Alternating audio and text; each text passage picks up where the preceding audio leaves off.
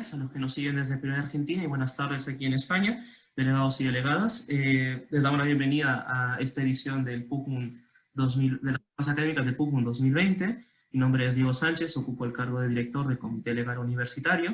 Me encuentro acompañado de Emily Guayas, la directora de órganos escolares, de Denis Santa Cruz, el moderador del Comité Legal Universitario, y de la doctora Tamara Quiroga. Ahora invito a mis compañeros a que puedan presentarse. Adelante, Emily. Buenos días con todos. Como ya mencionó Diego, mi nombre es Emily y soy la directora general de órganos regulares escolares. Un gusto compartir este espacio con mis compañeros, con Diego, con Emily, con la doctora Tamara. Mi nombre es Denis Santa Cruz y ostento el cargo de moderador en el Comité Legal Universitario.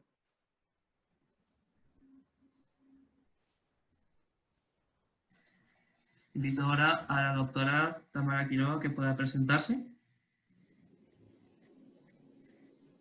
Bueno, muchas gracias Diego, Denis, Emily, un gusto compartir este momento con ustedes. Mi nombre es Tamara Quiroga, soy abogada, egresada de la Universidad Católica de Buenos Aires, soy magíster en Relaciones Internacionales de la Universidad de Buenos Aires y completé mis estudios de doctorado también en la Universidad de Buenos Aires. Y soy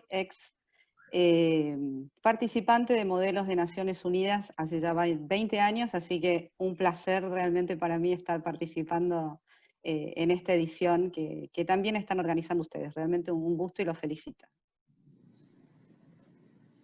Gracias en verdad de contar con su presencia en especial por haber participado en los MOOC, lo cual nos llena a todos de inspiración.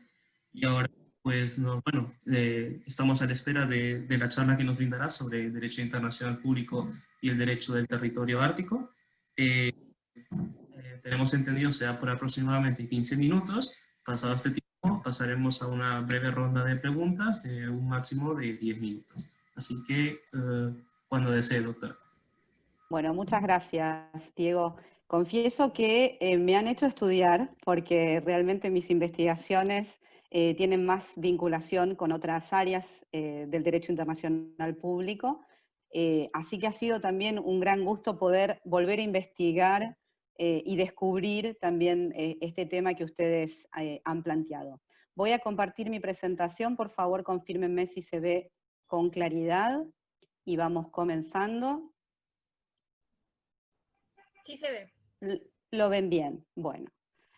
Lo que vamos a hablar hoy, por este espacio breve que tenemos, pero vamos a tratar de hacerlo lo más sustancioso posible, es la regulación que tiene este tema que ustedes han planteado, que son los derechos al territorio ártico, ¿no? Y cómo es esta aplicación, básicamente, en un marco estrictamente jurídico, que es lo que a nosotros nos ocupa, básicamente porque ustedes están trabajando en el comité legal de un órgano de las Naciones Unidas que tiene una función determinada que tiene que ver con el desarrollo progresivo del derecho internacional público y una eventual codificación. Entonces, lo que vamos a intentar hacer es hacer un tour de force realmente en 15 minutos de este tema, pero espero que sea lo más productivo posible.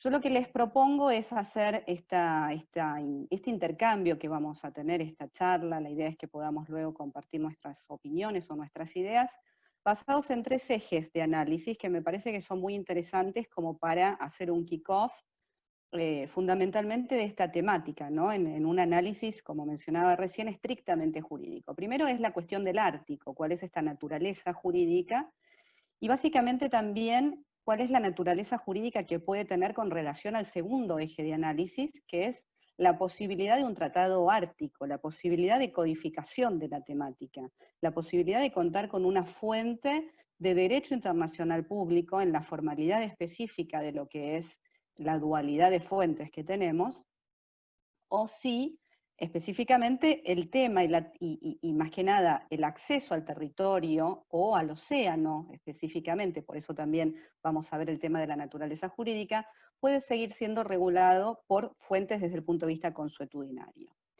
Y el otro tema que yo también les planteo como para conversar, como eje de análisis, es cuál es el impacto que tiene el cambio climático, porque la realidad es que en el último tiempo esta zona particular del globo se ha visto realmente afectada por lo que hoy conocemos como cambio climático, esta rama tan nueva del derecho internacional público, lo que podremos mencionar como el derecho internacional del medio ambiente. Hasta algunos autores empiezan a hablar del acceso a la protección del medio ambiente como un derecho humano. Entonces vamos a hacer esta ida y vuelta sobre estos tres ejes de análisis.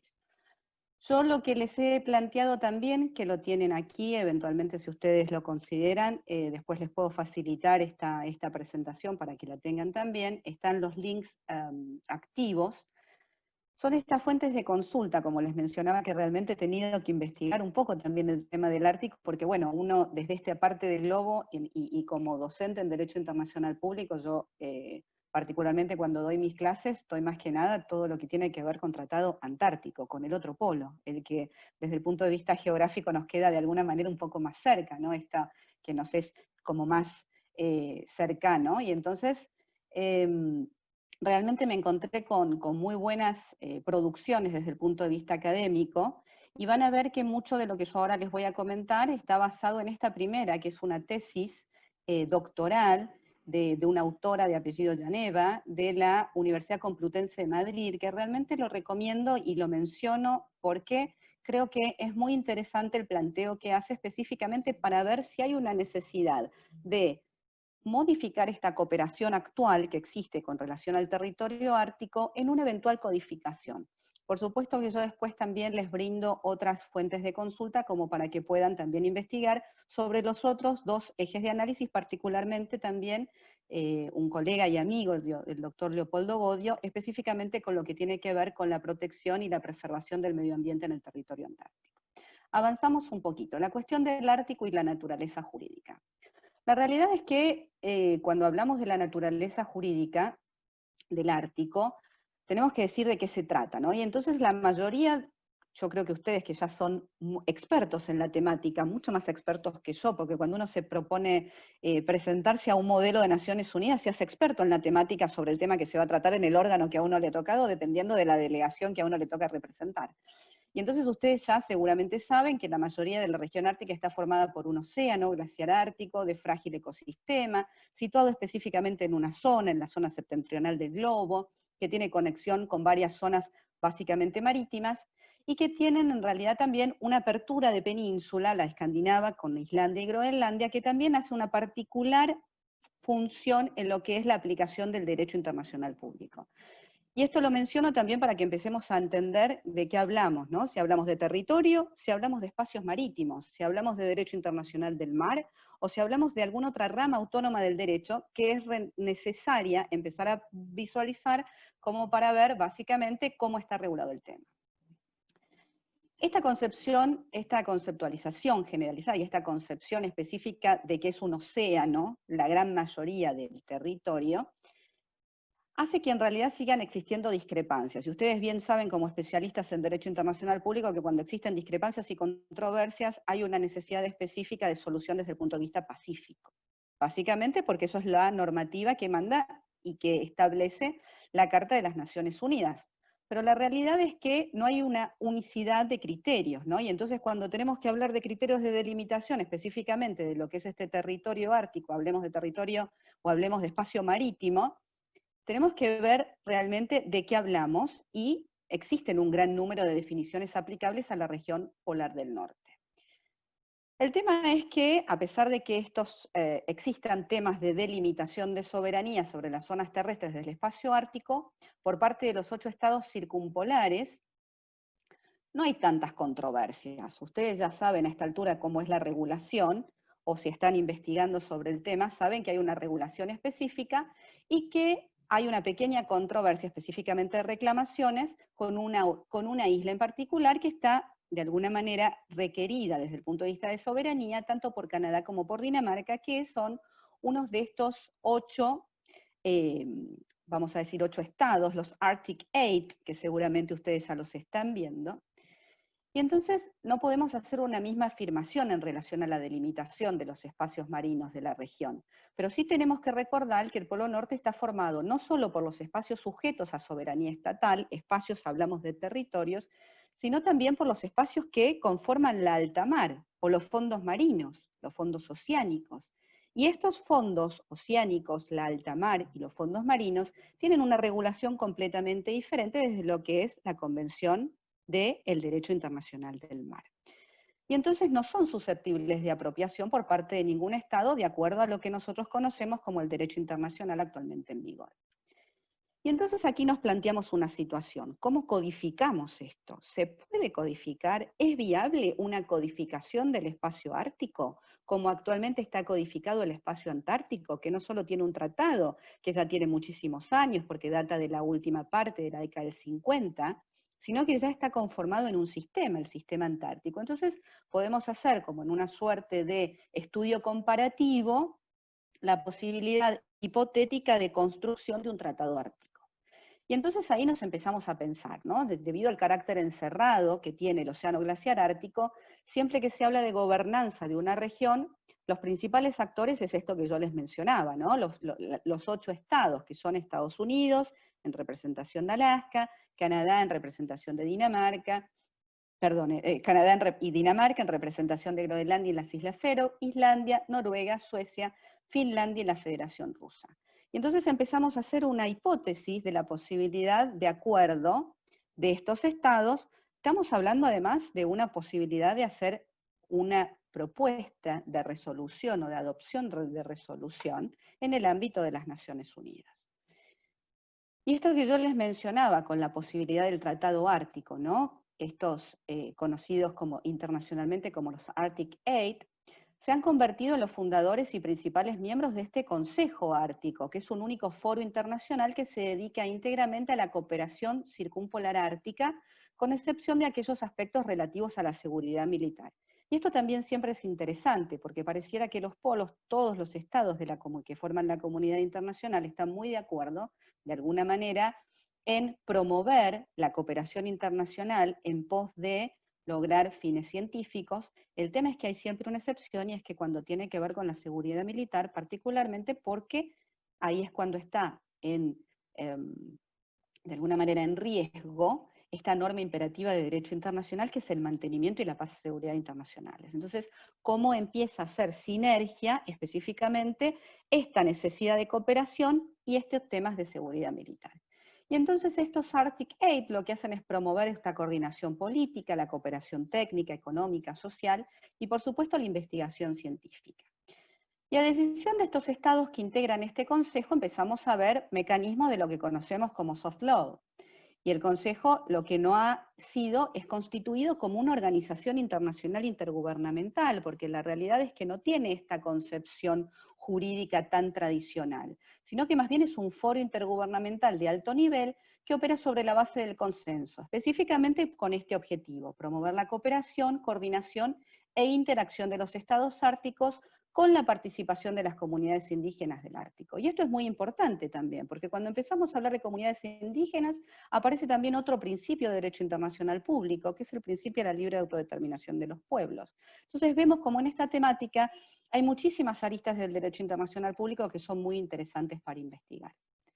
Acá yo les propongo esto de alguna manera avanzar para no detenernos y no pasarnos en el tiempo que ha sido asignado, y es un poco el funcionamiento de este consejo, con reuniones ministeriales, con representantes específicos, representantes también de los pueblos indígenas del Ártico, observadores, que también es muy interesante, porque ya empezamos a ver la presencia de otros actores de lo que es el ecosistema del derecho internacional público y de la comunidad internacional.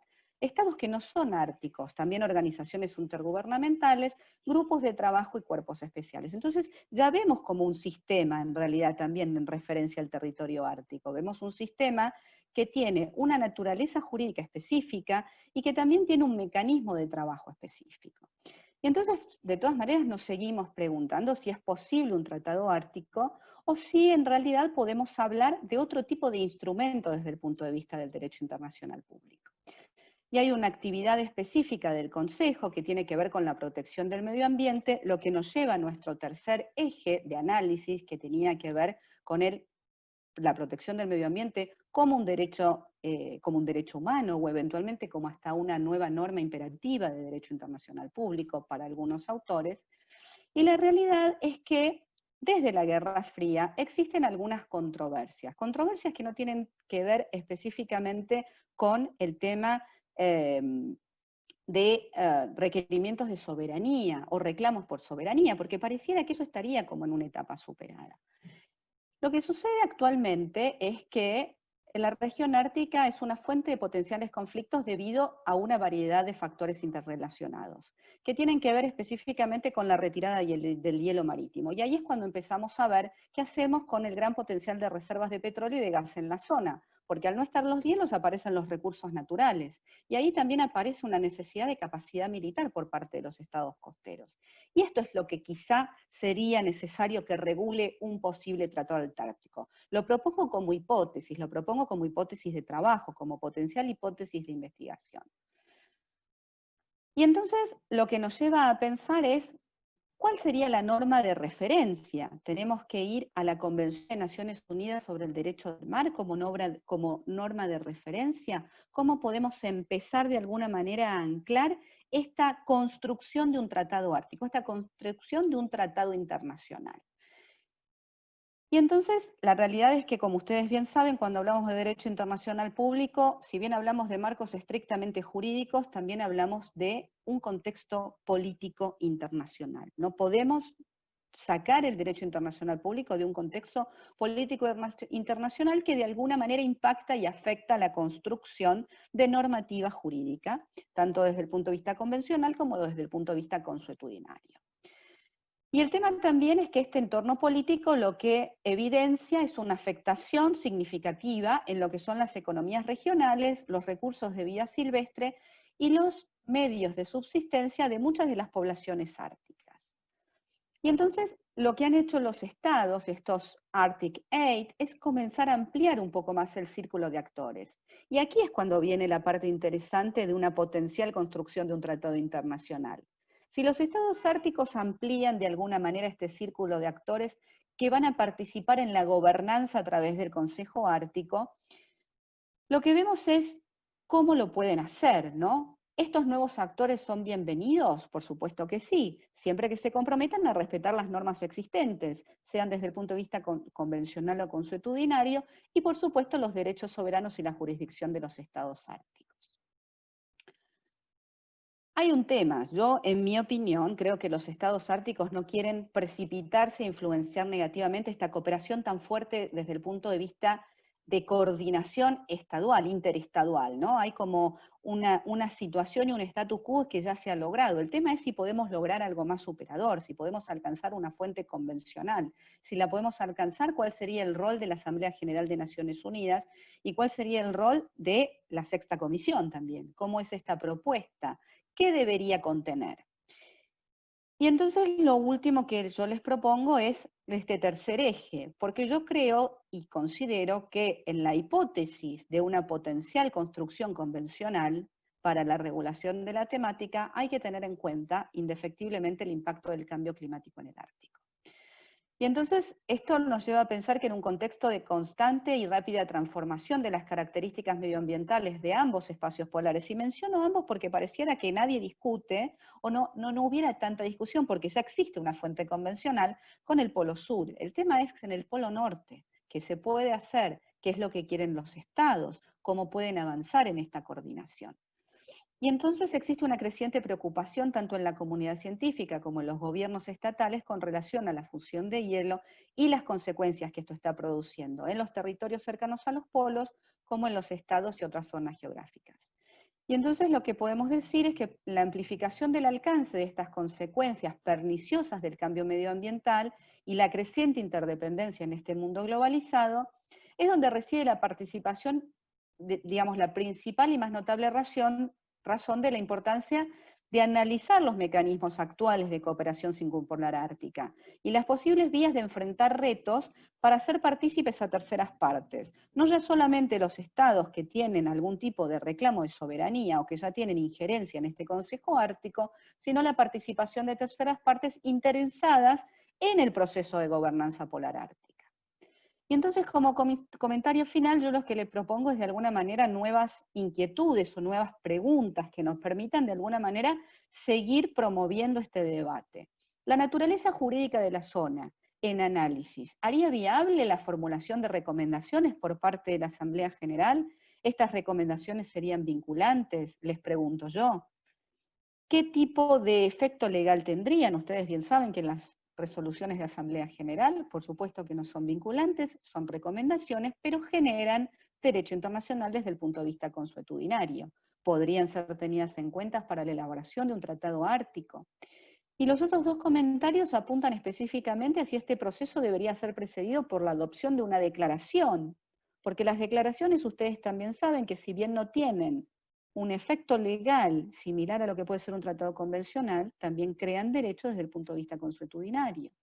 Y entonces nos lleva también a este tercer comentario que tiene que ver con la influencia del cambio climático y la protección del medio ambiente, si podría ser considerado como una norma imperativa de derecho internacional. Pareciera que la doctrina en derecho internacional público a nivel mundial no hay ningún tipo de cuestionamiento en cuanto a lo que son las dos normas imperativas, que tienen que ver como normas de Ius Cogens, que tienen que ver con el mantenimiento de la paz y la seguridad internacionales, la protección de la dignidad de la persona humana, pero ya hay muchos autores que comienzan a hablar de la protección del medio ambiente como una potencial norma imperativa de derecho internacional. Los dejo con estos comentarios finales, les agradezco el espacio, el tiempo, la posibilidad de intercambiar ideas, les dejo mi mail de contacto y con mucho gusto los escucho. Muchísimas gracias, doctora Quiroga. La verdad ha sido una presentación espectacular e interesante para hacer 15 minutos y además que nos cuenta investigado del tema, pues encantadísimos de contar con este caso, con su elaborada y respetada opinión, que yo confío nos va a guiar a todos. Y ello antes de pasar a la ronda de preguntas.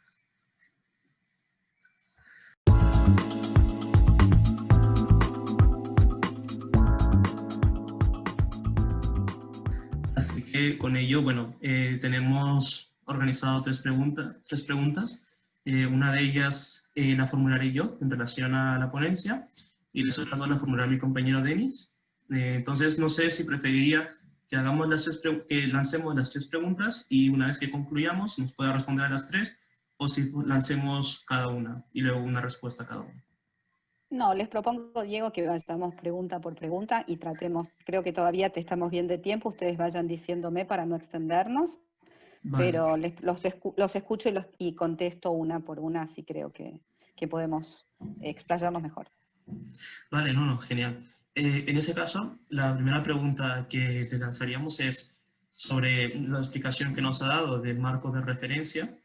La pregunta es, nos habla de cómo un posible tratado ártico tendría como marco de referencia lo que podría ser la norma del derecho internacional sobre el mar y además las normas del derecho internacional de cambio climático. Sobre ello, tomando en consideración que uno de los estados de los Arctic 8 es Estados Unidos, que no ha ratificado la Convención de Derecho del Mar y hace unos pocos días, bueno, el día de ayer o hoy, se ha retirado del acuerdo, oficialmente del Acuerdo de París, ¿cómo podría, digamos, cómo podría influir favorablemente a que sea un marco de referencia si uno de estos estados no, digamos, no está de acuerdo con el contenido de estas normas convencionales? Bueno, Diego, yo creo que tu pregunta realmente es muy relevante en toda esta temática, porque como en todos los temas que tienen que ver con derecho internacional público, que son sensibles desde el punto de vista político, no desde el punto de vista estrictamente jurídico, sí desde el punto de vista de lo que es política exterior, creo que también está en la capacidad que puedan llegar a tener los estados como sujetos originarios de derecho internacional público en la negociación específica de coordinación en ámbitos multilaterales. Y en ese sentido, creo que la Asamblea General es el ámbito por excelencia para de alguna manera construir esa voluntad internacional, y por eso yo también lo que les planteaba es si era posible algún tipo de declaración, ¿no? Porque me parece que aspiracionalmente la construcción de una normativa desde el punto de vista convencional es realmente aspiracional, ¿no? Y suena como a una situación casi idealista. Y ustedes bien saben que a nivel relaciones internacionales están los autores que son idealistas y los realistas, y los internacionalistas que hacemos derecho internacional también, de alguna manera. Entonces, creo que también hay que encontrar ese delgado equilibrio entre lo que jurídicamente sería ideal y lo que políticamente es viable. Y creo que la Asamblea General en ese sentido podría llegar a adoptar una recomendación de alguna manera, o una resolución con carácter de recomendación, y declarativo en el que se manifieste la importancia de consensuar la voluntad. Por supuesto que cada Estado, en uso y ejercicio del principio de igualdad soberana de los Estados, luego verá eventualmente el acompañamiento y el apoyo a ese tipo de instrumento. Pero coincido que esta temática en particular, las dos ramas, digamos, autónomas del derecho internacional público que vos mencionabas, derecho internacional del mar y el derecho internacional del medio ambiente, son temáticas sensibles, y que por supuesto, como toda temática sensible, no es sencillo llegar a acuerdos por parte de todos los Estados miembros de la comunidad internacional. Muchas gracias, doctora, por su respuesta. Ahora le paso la palabra a mi compañero Denis. Sí, gracias, Diego. Doctora Quiroga, bastante interesante su disertación respecto al tema. Tanto a Diego como a mí nos ha dado bastantes luces respecto al mismo, puesto que es un tema bastante controvertido. Si bien es cierto, no es muy tocado, pero sí a raíz de toda la coyuntura también que se está viviendo actualmente, pues es bastante necesario saberlo. Doctora Quiroga, tengo una consulta respecto al tema de la intervención de terceros en un posible tratado ártico. A lo largo de los años se han venido desarrollando diversas controversias, incluso llegando a posibles arbitrajes entre los estados que intervienen o que son considerados países árticos como tal. En este sentido, ¿qué injerencia tendrían, por ejemplo, las organizaciones no gubernamentales para poder concretar un posible tratado ártico? Puesto que estos países no ven muy necesario la intervención incluso de los países observadores. Gracias, Denis, por tu pregunta. Me parece muy interesante también el planteo de terceros actores, ¿no? Cuando vos mencionás las ONGs también, estamos hablando de actores del derecho internacional público, ya no estamos hablando de sujetos del derecho internacional público. Si hablamos de estados, hablamos de sujetos de derecho internacional público originarios, hablamos de organizaciones internacionales intergubernamentales, hablamos eventualmente de sujetos también derivados. Ahora, si estamos hablando de ONG, ya estamos hablando de terceros actores que no tendrían la misma injerencia. Por supuesto que será voluntad de los estados que conformen este hipotético tratado antártico, porque estamos hablando siempre en el terreno de la hipótesis, será potestad de esos estados que elaboren, negocien, ratifiquen, adhieran eventualmente y que sean partes de esta construcción de normativa convencional, habilitar la posibilidad de hacer consultas a terceros, a actores, que por supuesto que no van a tener una injerencia directa en lo que puede ser la aplicación específica y el cumplimiento del tratado, pero sí van a ser escuchados. De hecho, es lo que sucede también en otras temáticas. En otras temáticas, como por ejemplo puede ser, se me ocurre ahora, derechos humanos y empresas, el tercer sector, la sociedad civil, es muy escuchada. Y entonces me parece que en esta temática también podría llegar a ser un ámbito en el que para construir espacios de diálogo, supuesto que va a estar regulado, debería estar regulado, y es algo que seguramente se podría llegar a plantear. Y otra opción es la opción de que existan estados observadores, que esto también existe en lo que es el sistema de la Antártida, y esto también existe en lo que es este Consejo Ártico. Independientemente de estos 8 estados, los Arctic 8, también existe la posibilidad de que estados observadores participen. Entonces, en el hipotético caso de que se construya un tratado ártico, me parece que se seguiría como una línea de trabajo muy similar, de alguna manera, o se debería construir una línea de trabajo muy similar a la que actualmente existe. No sé si se superarían, obviamente, las divergencias políticas de intereses contrapuestos, pero me parece que debería ir por ese lado. Bien, muchas gracias por la respuesta. La última pregunta que formularía básicamente va dirigido al tema de la importancia que tiene actualmente uno de los territorios que está dentro del Ártico, que es Groenlandia. Tenemos conocimiento de que hace unas semanas Estados Unidos tuvo interés en comprar, entre comillas, este territorio que pertenece a Dinamarca. Pero también, por otro lado, tenemos el interés de China, que si bien es cierto no es un país netamente ártico, año tras año viene teniendo mayor intervención respecto a este territorio, teniendo tal vez mayores alcances respecto a cómo podría explotarse esta zona. ¿Considera usted que esos países que en sí no son árticos tendrían de repente un peso mayor para poder equilibrar esta controversia que existen entre los Arctic States? A ver, voy a tratar de responder estrictamente en un marco jurídico, porque me parece muy interesante, Denis, tu pregunta, pero vamos a tratar de quedarnos en lo que es el ámbito del derecho internacional público. La realidad es que Estados Unidos y China tienen una tensión desde el punto de vista de lo que es la explotación de recursos y el posicionamiento geoestratégico a nivel comercial, que es una tensión que va más allá específicamente de la zona del Ártico.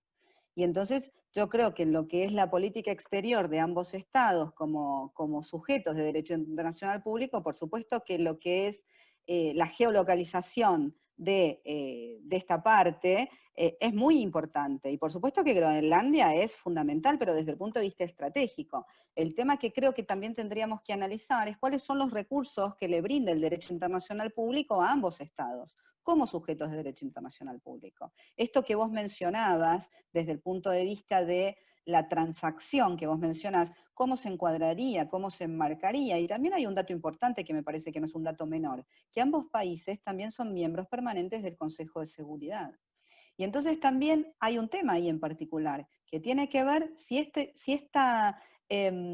posicionamiento estratégico desde el punto de vista comercial no tiene también un tema de posicionamiento estratégico desde el punto de vista militar. Y entonces ahí estamos empezando a hablar de otro tema en particular, que es el mantenimiento de la paz y la seguridad internacionales.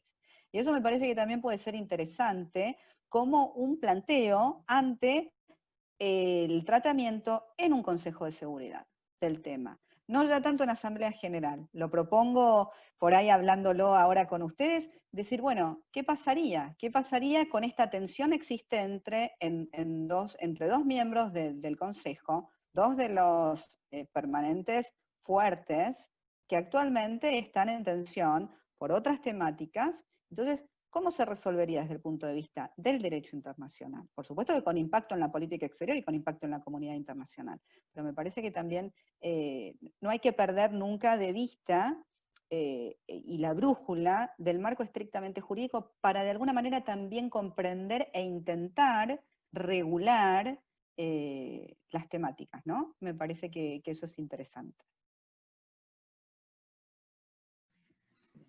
Muchas gracias, doctora Quiroga. Creo que ha sido bastante didáctica su explicación. También para los delegados va a ser de bastante utilidad. Diego, para que puedas culminar con esta dinámica. Claro, me gustaría, pues, antes de dar la despedida, ¿no?, concluir con esta frase que nos ha dejado doctora Quiroga de la atención, que imagino será uno de los elementos que tendrán los delegados presentes durante la discusión, en especial por las implicancias a nivel geoestratégico en las decisiones que puedan tomar, al final en la recomendación que deseen formular. Y yo con ello, en verdad, muy agradecidos. Estamos aquí los tres muy agradecidos. Me imagino los delegadas también estarán muy agradecidas por esta disertación, ¿no?, que aborda cuestiones temáticas, ¿no?, ejes temáticos, además de incluir no solo los aspectos más importantes, sino incluye referencias, que no dudamos que son materiales que los delegados y delegadas van a aprovechar y van a beneficiarse de ello para la discusión. Entonces, agradecemos encarecidamente que nos haya acompañado para esta ocasión. Ha sido, en verdad, un enorme placer, ¿no?, que contamos con su presencia. Nuevamente reiterar ese agradecimiento. La verdad, que nos haya ofrecido un momento de su tiempo es valiosísimo, dado también su experiencia y conocimiento en Derecho Internacional Público, lo cual hace más valiosa esta disertación. Y con ello, pues confiamos que sea ilustrativo para los delegados. ¿Verdad? Muchísimas gracias y esperamos que tengan un buen día y puedan que todos que tanto usted como seres queridos se encuentren muy bien de salud con el tema que estamos afrontando. Bueno, muchas gracias Diego, Denis, Emily, muchísimas gracias por la oportunidad de poder compartir estas ideas.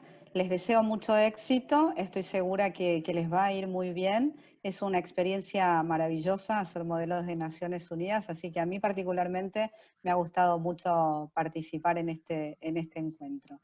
Y a seguir cuidándose y a seguir investigando en estas temáticas que me parece que a todos les interesa mucho, y estoy seguro que en algún momento quizás nos cruzaremos en alguna actividad académica. Muchos éxitos y gracias. Gracias a usted, doctora. Muchas gracias.